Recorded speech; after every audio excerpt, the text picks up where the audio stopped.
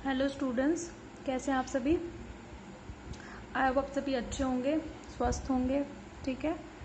और फिजिक्स आपको अच्छी लग रही होगी, है ना। ठीक है, चलें। पाथ लेंथ को हम डिस्कस कर रहे थे। पाथ लेंथ मतलब डिस्टेंस को हमने देख लिया था कि डिस्टेंस हमेशा टाइम के रिस्पेक्ट में बढ़ती है, हमेशा पॉजिटिव होती है और इसका केवल मैग्नीट्यूड होता है, डायरेक्शन नहीं होती, इसलिए स्केलर क्वांटिटी है। ठीक है, हम ये देख चुके थे। और इसके बाद हम ये भी देख चुके थे डिस्प्लेसमेंट को, है ना, कि डिस्प्लेसमेंट क्या होती है। डिस्प्लेसमेंट जो होती है वो टाइम के रेस्पेक्ट में घट भी सकती है, बढ़ भी सकती है, पॉजिटिव भी हो सकती है, नेगेटिव भी हो सकती है, जीरो भी हो सकती है और इसका मैग्नीट्यूड के साथ साथ डायरेक्शन भी होती है, इसलिए ये एक वेक्टर क्वांटिटी है। तो हम डिस्प्लेसमेंट और डिस्टेंस पढ़ चुके थे और इनको इनमें डिफरेंस भी कर चुके थे। डिफरेंस तो यही हो गया ना, जो ये चीज़ें हैं भाई, पाथ लेंथ तो है बढ़ती है, लेकिन ये केवल ये बढ़ भी सकती है, घट भी सकती है। ये जो है पॉजिटिव भी होती है, ये पॉजिटिव, नेगेटिव और जीरो तीन होती है। ये जो है मैग्नीट्यूड ही होता है, स्केलर है, जबकि इसमें मैग्नीट्यूड के साथ डायरेक्शन भी होती है, तो ये वेक्टर है। तो ये डिफरेंस भी हो गया था हमारा इनके बीच में। ठीक है, तो अगर आपसे आ जाए एग्जाम में कि डिफ्रेंशिएट डिस्टेंस या फिर पाथ लेंथ और दी डिस्प्लेसमेंट, तो आप आराम से एक तरफ ऐसे लाइन खींच के इधर डिस्प्लेसमेंट बताइए, इधर डिस्प्लेसमेंट बताइए और सारी जो डिस्टेंस के बारे में जानते हैं वो लिख दीजिए और उसी के पैरेलल आप बिल्कुल किसको लिख दीजिए, डिस्प्लेसमेंट को लिख दीजिए, क्योंकि displacement is just opposite to the distance. मतलब वैसे डेफिनेशन तो ठीक है, लेंथ ही होती है, पर वैसे अंतर काफ़ी है दोनों में। ठीक है, आज हम देखेंगे ग्राफ, है ना, कि एवरेज स्पीड, एवरेज वेलोसिटी को भी देखेंगे और कुछ ग्राफ भी खींचेंगे पोजीशन और टाइम के बीच में। ठीक है, तो देखिए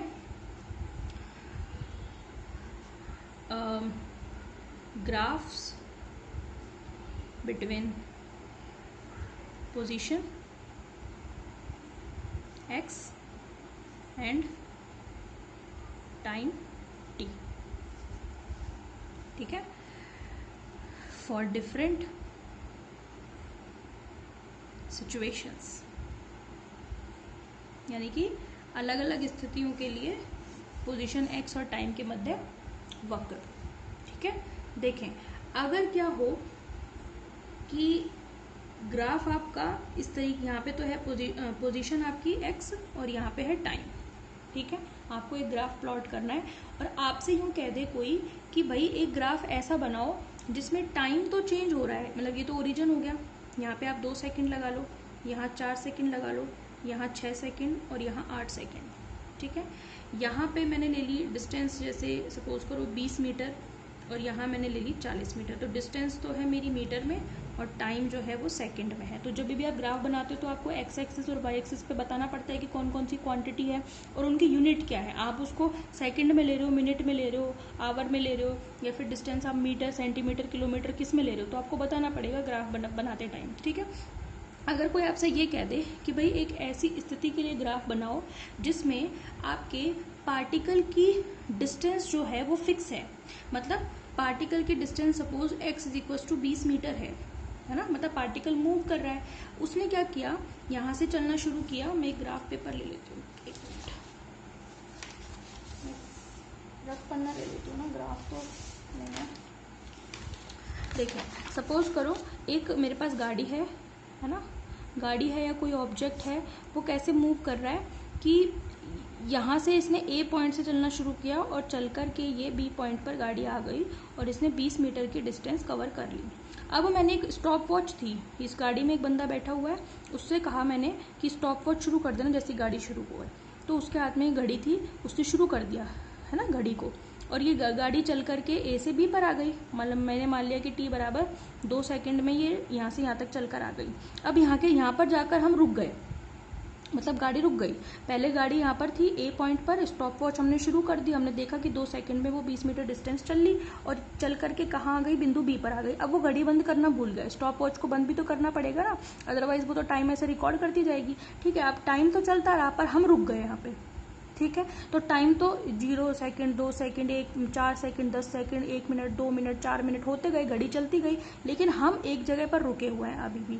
और इस स्थिति के लिए ग्राफ बनाओ। अब कोई आपसे कहे तो आप कैसे बनाओगे, आप ये देखोगे कि भाई टाइम तो रन कर रहा है, टाइम तो 0, 2, 4, 6, 10, 20, 30 सेकंड कंटिन्यूस चल रहा है। ठीक है, लेकिन डिस्टेंस फिक्स हो गई है 20 मीटर। आप 20 मीटर से आगे चले ही नहीं, गाड़ी आपकी रुक गई, सपोज करो ट्रैफिक में फंस गई, ठीक है, तो डिस्टेंस कवर्ड जो है वो तो 20 मीटर फिक्स हो गई, बट टाइम इज रनिंग, ठीक है। तो आप ऐसी स्थिति के लिए ग्राफ कैसे बनाओगे? ऐसी स्थिति के लिए जो ग्राफ आएगा वो एक स्ट्रेट लाइन आएगा, और स्ट्रेट लाइन भी कैसे होगी? पैरेलल टू टाइम एक्सिस, ठीक है।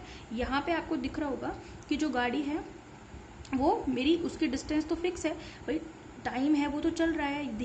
यहाँ देखो आप, यहाँ है गाड़ी, चलना शुरू किया उसने, ठीक है, चली, ठीक है, टाइम पर वो उसने 20 मीटर डिस्टेंस जाकर के रुक गई।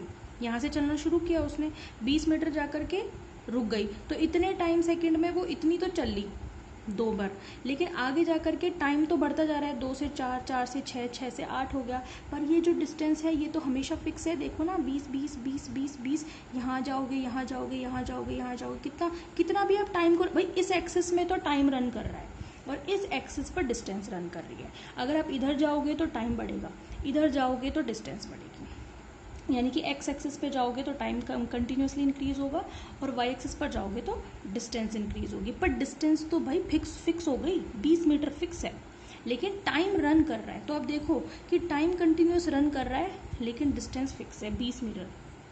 समझ में आ गई? तो ऐसी स्थिति के लिए ग्राफ कैसा बनेगा? Straight line, and that straight line will be parallel to the time axis, ठीक है।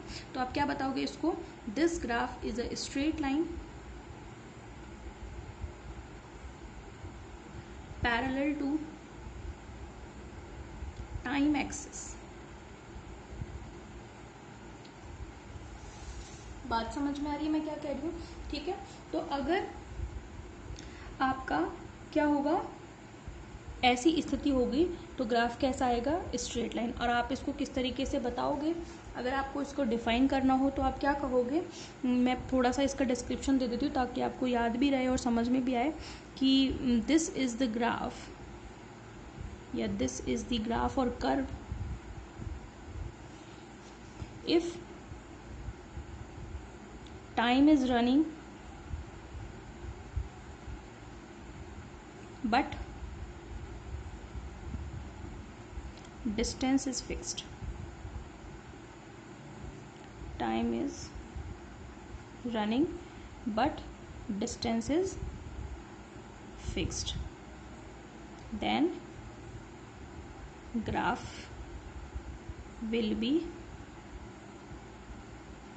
parallel to the time axis। बात समझ में आ गई? ठीक है, ये तो हो गया पहला कर्व। नंबर दो कर्व क्या है आपका? कि अगर सिचुएशन ऐसी हो जिसमें एक फिक्स टाइम इंटरवल में डिस्टेंस भी वैसे ही चेंज हो रही हो। मतलब क्या है? मतलब ये है कि अगर क्या हो कि जैसे सपोज करो, मैं ग्राफ बना देती हूँ यहाँ पे। अच्छा, आप क्या करना, कॉपी में जब नोट्स बनाओ तो ग्राफ इधर बनाना राइट साइड में, और ये जो मैंने लिखा है उसको इधर लिखना, ठीक है। क्योंकि पहले मैंने सोचा था कि मैं सारी ग्राफ एक साथ बता दूंगी और समझा दूंगी केवल, ठीक है। अब मैंने प्लान चेंज कर दिया सब पढ़ाते टाइम, तो आप इसलिए मैंने यहाँ पे बना दिया और डिस्क्राइब यहाँ पे कर दिया। आप कॉपी में करो तो राइट साइड में ग्राफ बनाना और लेफ्ट साइड में उसको डिस्क्राइब करना, ओके, ठीक है। सेकेंड स्थिति क्या है? क्या हो अगर एक गाड़ी है, फिर से पोजीशन में, और किस में है? टाइम में ही ग्राफ है, टाइम है सेकंड में और डिस्टेंस है आपकी मीटर में, मीटर, ठीक है। लेकिन एक पर्टिकुलर टाइम इंटरवल में डिस्टेंस जो है वो पर्टिकुलर इंटरवल में चेंज हो रही है। जैसे सपोज करो कि यहाँ पे आपके पास 2 सेकंड है ना, 4 सेकंड और 6 सेकंड है, और यहाँ पे डिस्टेंस है आपकी वही 20 ले लो, यहाँ पे 40 ले लो, और यहाँ पे ले लो आप 60, ठीक है। हुआ क्या, 0 से 2 सेकंड पर तो उसने डिस्टेंस चली 20 मीटर, ठीक है। यानी कि जब 2 सेकंड का टाइम निकल गया तो डिस्टेंस कितनी थी? 20 मीटर। तो आप बिंदु जो लगाओगे वो यही लगाओगे ग्राफ का। फिर आप कहो कि 4 सेकंड पे हो गई 40, तो आप कहाँ लगाओगे? यहाँ से चलोगे और यहाँ से चलोगे, यहाँ लगाओगे। फिर आपने कहा कि भाई 6 सेकंड पर हो गई 60, तो फिर आप यहाँ से चलोगे और इसके यहाँ पे चलोगे इस लाइन में, तो पॉइंट आएगा यहाँ पर। ऐसे तो ग्राफ बनाओगे भाई, 6 पर तो है 60, 2 पर है 40, 4 पर है 2 पर है 20, 4 पर है 40, तो ये ग्राफ कैसा आया? अब की बार भी स्ट्रेट लाइन आया, पर इस स्ट्रेट लाइन और उस स्ट्रेट लाइन में फर्क है। फर्क क्या है? फर्क ये है भाई कि वहां पर तो टाइम तो बढ़ रहा था बट डिस्टेंस जो थी वो फिक्स थी, लेकिन यहाँ पर टाइम भी बढ़ रहा है और डिस्टेंस भी बदल रही है, यानी कि डिस्टेंस भी बढ़ रही है। समझ में आ गई? तो ये जो लाइन है ये बिल्कुल कैसी होगी? Straight line. समझ में आ रही है बात आपको मैं क्या कहना चाह रही हूँ? यहाँ पे देखो ये ग्राफ ऐसा क्यों आया? क्योंकि एक पर्टिकुलर टाइम इंटीग्रल में डिस्टेंस भी उसी अकॉर्डिंग चेंज हो रही है। बात समझ में आ रही है आपको? तो ग्राफ कैसा आया है? स्ट्रेट लाइन आया है, पर ये बिल्कुल मिड में से जा रहा है, किसके? ओरिजिन से। समझ में आ रही है? तो ये सिचुएशन कब है कि जब एक पर्टिकुलर टाइम इंटरवल में पार्टिकल की मोशन कैसी हो? यूनिफॉर्म हो। तो एक तरीके से ये ग्राफ किसके लिए है? यूनिफॉर्म मोशन में। तो आप क्या कहेंगे? If an object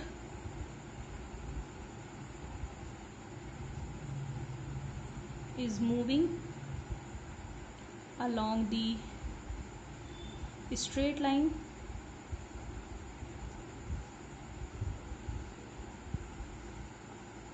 covers equal distance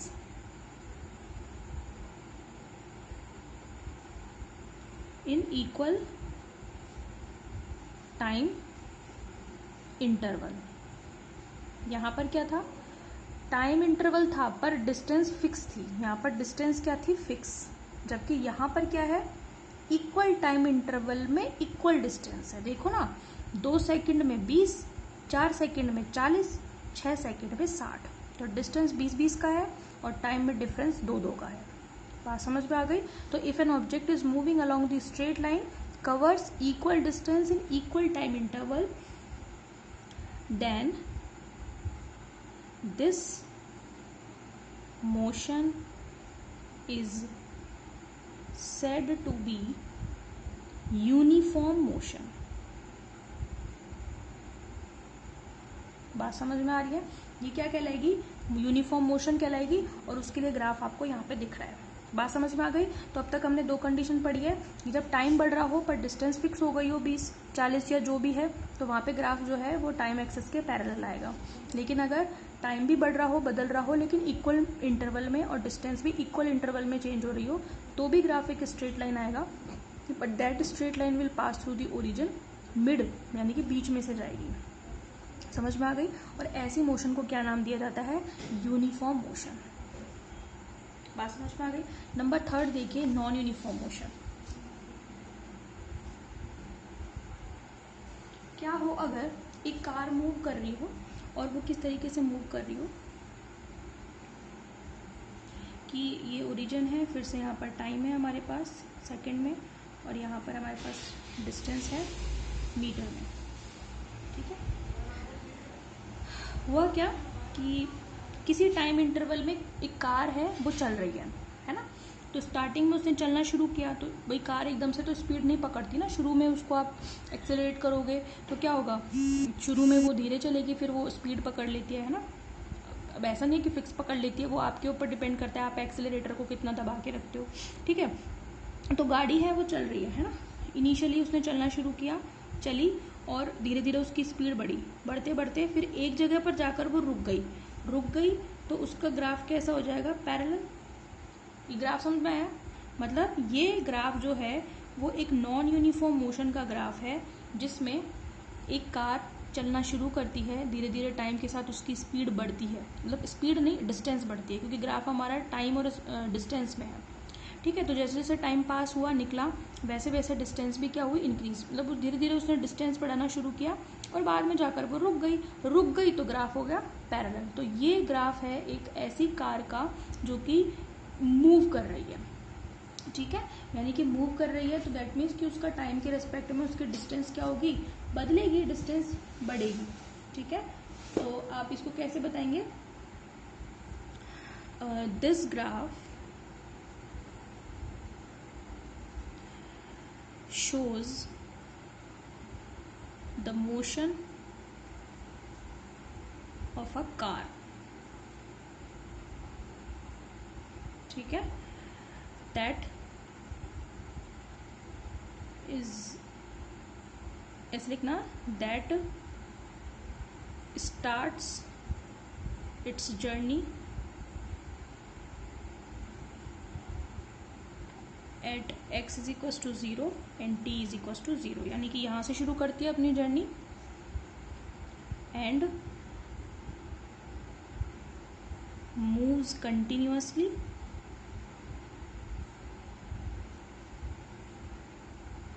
and then breaks its speed, यानी कि बाद में वो क्या करती है, ब्रेक लगा देते हैं। तो यहाँ से चलना शुरू किया, डिस्टेंस लगातार बढ़ी और बाद में उसने ब्रेक लगा दी तो गाड़ी रुक जाएगी। ठीक है, तो ये एक ऐसे ही कार का ग्राफ है जिसमें वो यूनिफॉर्म ही मोशन कर रही है, बट शुरू में उसने चलना शुरू किया, डिस्टेंस धीरे धीरे कवर किया और उसकी बाद में उसने ब्रेक लगा दी, तो यहाँ पे ब्रेक को बता रहा है ये। ठीक है, तो इस तरीके से हमने 3 ग्राफ आज पढ़े।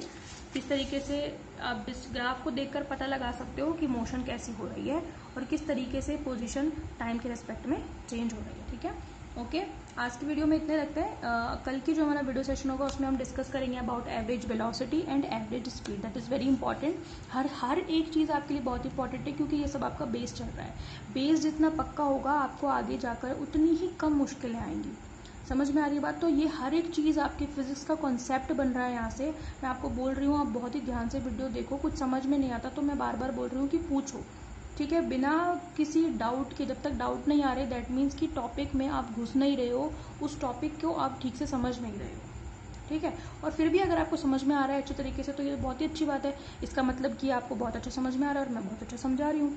ठीक है, पर फिर भी क्वेरीज आनी चाहिए, तभी पढ़ने में मज़ा आता है और पढ़ाने में भी मज़ा आता है। ठीक है, तो आप कोशिश कीजिए कि आप चीज़ों को ध्यान से पढ़ें, समझें, कॉन्सेप्ट्स को क्लियर करें और क्वेश्चंस भी पुटअप करें। ठीक है, ओके, थैंक यू।